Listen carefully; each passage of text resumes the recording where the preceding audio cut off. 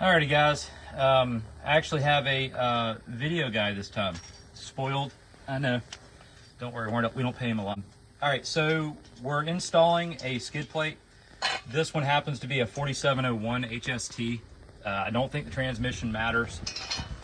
So the procedure for the MX and the Grands and the like are going to be the same. Now, the skid plates are going to look a little different dimensionally. We're going to transfer from our current tab style to the L bracket with the slide, right?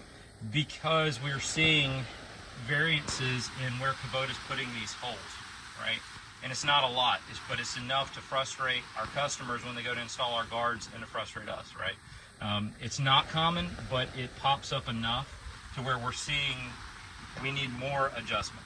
That being said, all of our skid plates do fit fine.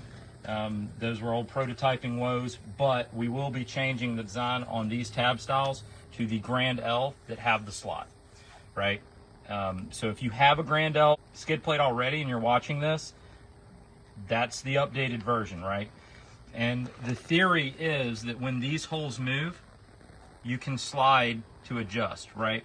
And so when you go to install it, you want to leave the lower bolt loose so that you can set it in place, get it aligned, right?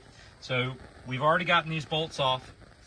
These bolts are torqued at the dealership. Sometimes they install this trunnion pillow block at the dealership, depending on how they're crated. So check these, because sometimes they will be loose.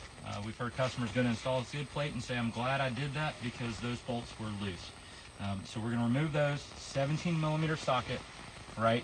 All you will need is a 17 millimeter socket and a 3/8 ratchet. You can use an impact to remove. We don't recommend to use an impact to reinstall.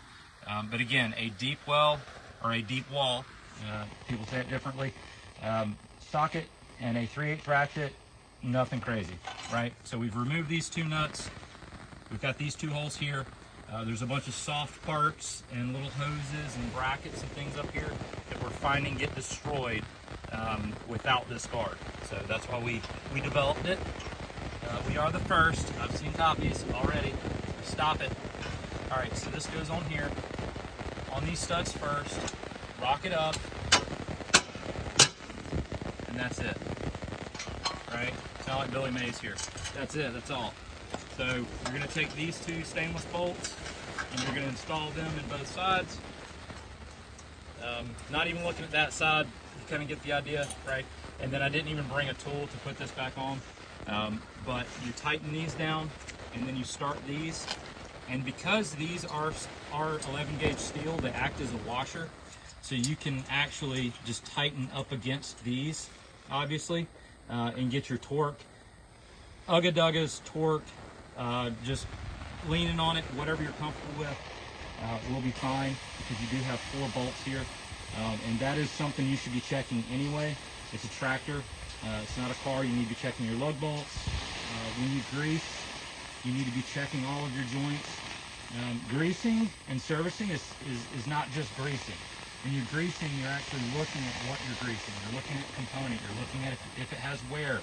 Is it dry even though you're greasing it? Things like that. So that being said, this is the install for the skid plate on the 4701, the MX, and the L, the Grand L series. The 3560, 4060, 4760, and the like, 6060. All the chassis are the same except for the 3560. Those guards are a little shorter, but if you order it by your model, you'll be fine. Alrighty guys, thanks so much.